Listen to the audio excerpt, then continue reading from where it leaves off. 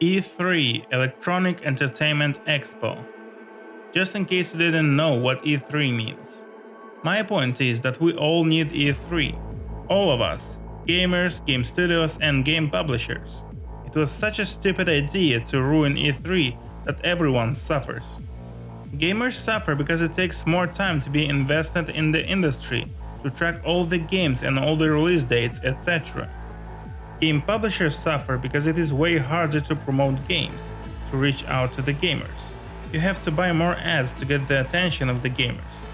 And the game studios suffer because the game publishers don't want to spend the money on the ads to promote small AA games or even AAA games.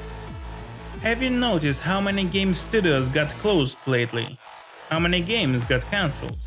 I may be ignorant and I don't have the data, but I think it is all because E3 is no more. Basically, if you're not one of those big dogs in the gaming industry, like Rockstar Games with GTA 6 or Naughty Dog, you're cooked. Now, let me quickly promote my own channel.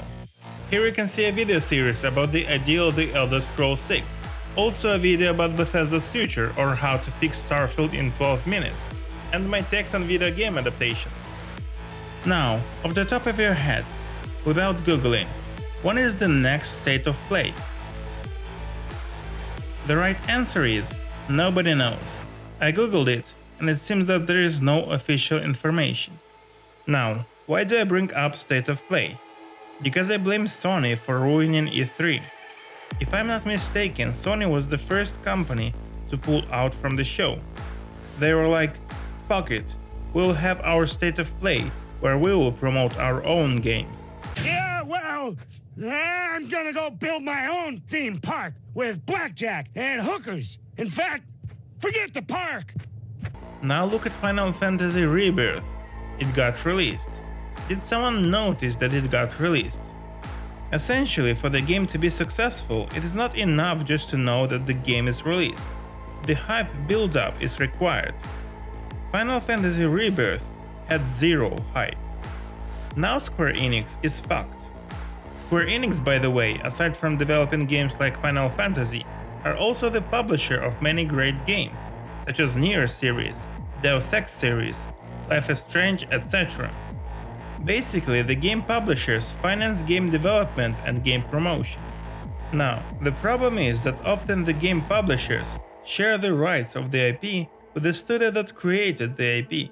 IP in this sense means intellectual property, by the way. Of course it depends.